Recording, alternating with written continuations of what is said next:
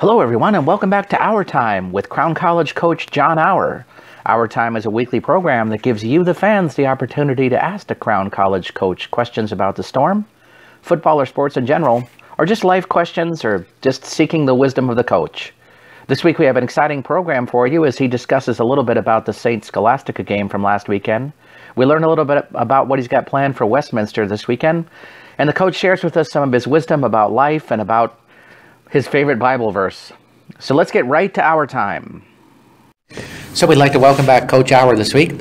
Coach, let's first begin by talking about injury and team updates that you may have for us. Yeah, I would say across the board we have a couple defensive players that have some. Howard has a foot injury, and so trying to wait through the week and see how he was doing, and he's still in a boot.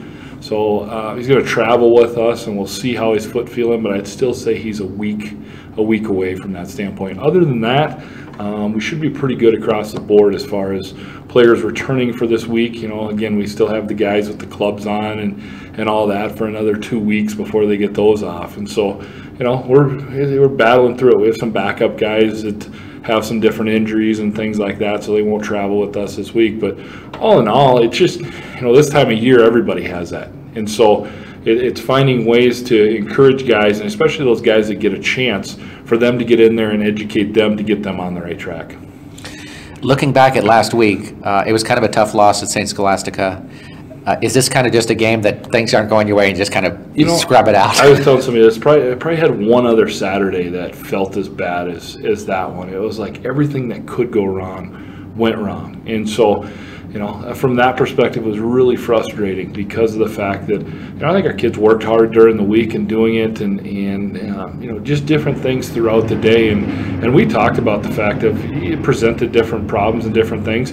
Now we get a chance to go on the road, which is kind of cool. And the fact of, you know, it's just us being in there and being able to do it. And so that presents a good problem from that perspective. And I think our team needs that right now, needs that time where it's just us together for 2 days. You know, players and coaches and staying in a hotel and doing those things. And so, you know, I'm looking forward to seeing what our guys can do. What do you take away from a game like that? How does it affect your team psychologically, do you think? Well, I think the key to it was, and I think this is part of it as well, it's just like life. You can either, when you keep getting, you know, punched and knocked down and that, it's what do you do when you respond back to it. And so we tried to bring some fun back to practice and bring fun back to what we're doing out there and that type of thing, getting them to realize the fact that, okay, hey, let's work hard and let's be focused, but let's also remember that let's enjoy the game as we go through it and do it as well. And so we did that this week in practice, and we had a little bit more competition with each other and things like that. But I think our guys responded pretty well to the frustration that they had on Saturday and turning that into some pretty good energy throughout this week. You traveled to Fulton, Missouri to face Westminster. Tell me a little about how you try to stay in kind of a regular routine when you have like such a long ride there. Well, it allows you to get things done too, you know, during the day, because you're all in a bus and there isn't a whole lot you can do, and you get to interact with players and do that. And so, you know, we'll get up Friday morning, we leave at 7:15, and then we'll stop. We're going to stop at Coach College and practice. And, you know, throughout we'll have some time where we study. We'll put, you know, it has DVD players on it. We'll watch some movies and get some homework done, and like I said, socialize with each other, get some work done. And then that night at the hotel too, we'll have a chance to have some team meetings and do that. We go out for dinner together. So it's a pretty good time for team bonding, and I think it helps our guys realize why they're at Crown, and they get a chance to have the enjoyment along with football, get a chance to do something different too as well. They come in 3-1 at this particular point. How do you feel that you match up against the Blue Jays at this point? Good. I would say from a perspective of you know, they're highly athletic, and they've always been really athletic in what they do, and really well coached in that. And so from our perspective, you know, we take a look at last year, we talked about the fact we had over 200 yards rushing, and we only had 14 points because we fumbled one side and tied to 10. We had a couple other struggles too as well from that perspective. And so we've been able to do some things, but we haven't been able to finish and to be able to score some points and do those. And so we talked about that offensively. Defensively, you know, they spent most of the week talking about playing with high energy. and doing that and encouraging each other, and even more so, just when a guy makes a play, let's pick each other up and do those type of things. And so I think going into this week, that should be a pretty good. The weather's supposed to be nice there. Again, going to a few states away to be able to compete too as well. I think it's going to be a great atmosphere for us to be able to get back on track. Latif Adams having a really big year for them this season. What do you try to do to contain him? I think you got to keep him from getting downhill as quickly as possible. You got to try to make sure that you got somebody at the point of attack to help him to make sure that he's not hitting and then making his cut 6-7 yards downfield. I think that's a key is, whether that's gap control for us defensively and making sure we have it in there and not being able to do that. I think that would be a key for us from that perspective. And also, too, just tackling. I mean, he does a pretty good job of making people miss and that. And so we have to be pretty solid in our tackling and making sure that if it's a 4-yard gain, it stays a 4-yard gain. And we're not increasing that amount that he has. Sophomore Trent White having a good year for them. It's looked really poised so far. I'm not sure if he's even playing in this particular contest we're hearing, but he wasn't on there too deep. So there are other guys pretty good, pretty shifty too as well. So they have a couple guys behind him that are in there. He wasn't on it, so I take it he's not playing this week. Usually coaches are pretty good on that and doing it. No, he got hurt last week, so he won't be playing this week according to that. And again, it comes back to people step up and play, and they still have some really good receivers and a good running back, and so I don't think they'll change a whole lot offensively. I think they'll stay who they are. Speaking of that group of wide receivers, they have 5 that are having a really quality year, plus a really good running back. So how do you try to match up with that, where you can't really play 6 or 7 defensive backs at a time to try to shut that down? Yeah, I would say inside of it, some of your linebackers are going to have to play pretty good off the edge, and you're going to have to mix up coverages, and Coach Saylor does a good job of that, of changing things up and giving them some different fronts and giving them some different coverage looks. And so I think that's a key to that. And they have different receivers with different skill sets of height and being able to go up for balls, and they have some shorter guys that are a little shiftier in that. And so it's understanding each of their roles and understanding in different circumstances our guys are going to have to make plays against both of those types of players. They also have a really good defensive line putting pressure on the quarterback. Is there something that you say to your offensive line before that game about, hey, this is really kind of your time?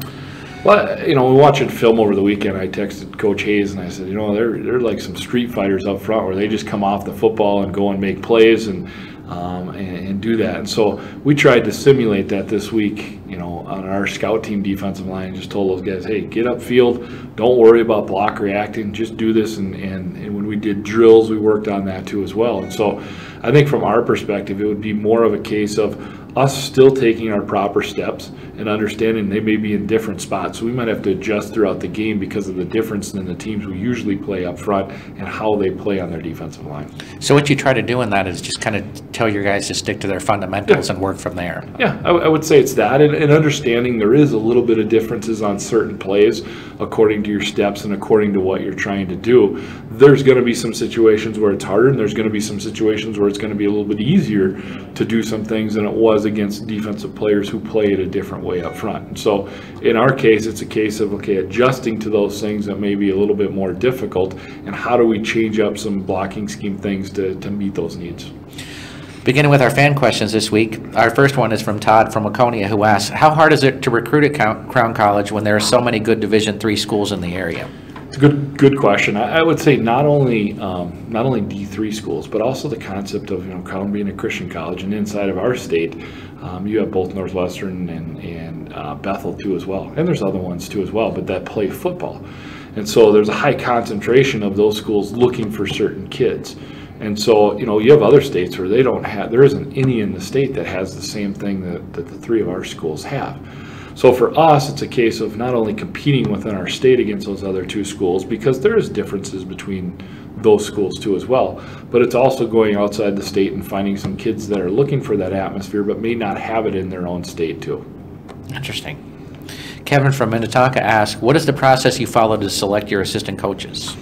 It is interesting. We were talking about this the other day. I have 7 of them played for me, so they understand what's going on. And then the other 3 outside of it, One of them is Coach Say, their defensive coordinator. I had him as an assistant coach at an FCA camp, and I loved his enthusiasm. I loved how he spent time with his family and kind of had that mix of good person for who he is and also to the intensity that's needed. So that was part of it too, is seeing him in that, knowing that, okay, there's certain things that I want to have out of coaches, and when I see that out there, it's like, okay, I want to go and try to get those people to come and coach for me. And I think as players, those guys exemplified qualities that had it within it. And like Coach Hayes, who's the offensive coordinator now, as a player, I mean, he checked probably 40-50% of the plays at the line of scrimmage, so he knew the offense, he knows what's going on, transferred over to him being a good offensive coordinator because he had the previous experience of checking plays and doing it too as well. And so there's certain qualities that you look for. Again, for us, you have to have the faith component, but even more so, just passion for people and passion for football. If you have those things, we can work on the X's and O's and the other things along with it, but you have to have that in order to have success. Coach Sather looks like a guy who'd be a really good defensive coordinator, just the look alone. Yep, exactly. Mike from St. Bonifacius asks, who do you think is going to the Super Bowl this season? Well, this is interesting. I grew up, my wife is actually from Green Bay. Oh, okay. So I've been watching them play so far, and they look pretty good and probably have the best quarterback in the league. So I would say it's them or the New England Patriots, those two. I think just in the NFL, it's quarterback driven, and when you have that position, it seems like you have a pretty good ticket to get into the Super Bowl. Tom would like to know how you feel about the new NFL extra point rule. Good. I think it's before it was an automatic, so it was almost like kind of a waste of time going through it. Now there adds another component to it as well. I wish they'd do something to the kickoff, because kickoffs are all going through the end zone too as well. So it's just kind of something that's done.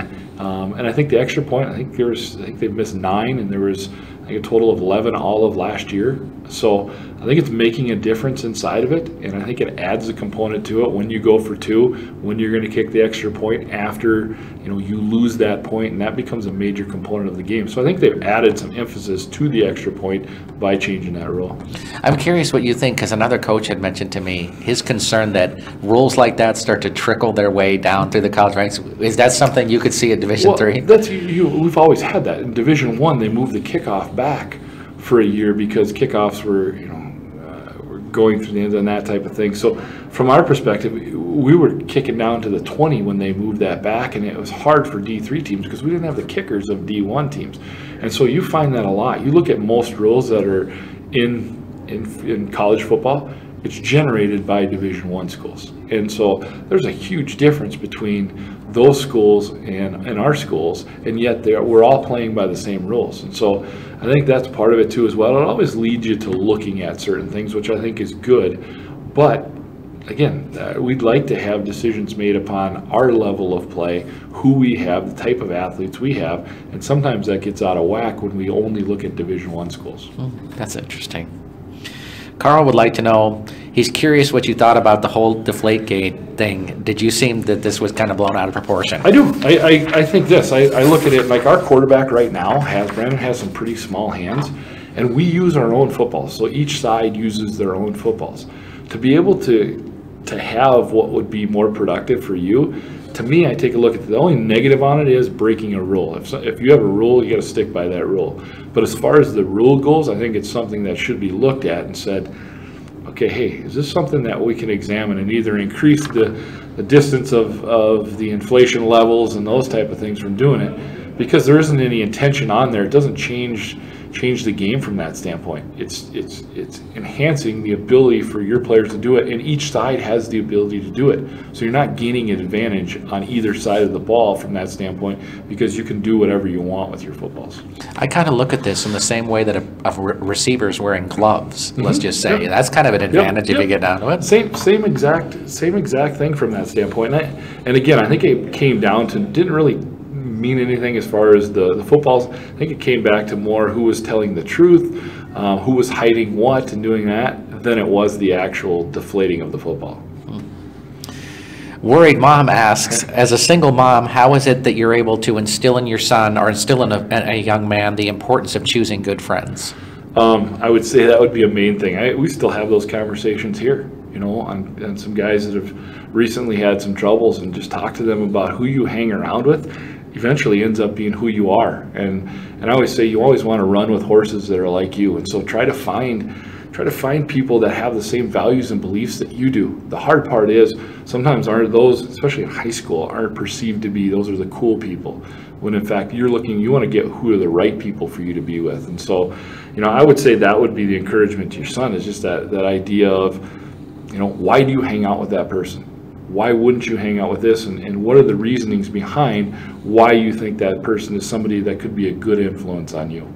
One thing I always find kind of interesting is that people will say they want to hang around kind of the crowd because they're not abiding by the rules and they're kind of doing their own thing. Well, all of them are doing that. It's the person who's really kind of walking in the right way that's the maverick, if you really get down to it. And that's what, we talk about as a team too. We had some guys that struggled when they were freshmen, and now as juniors, I've heard of, hey, talking to other guys and saying, hey, don't be doing that. Don't be saying that. Don't be.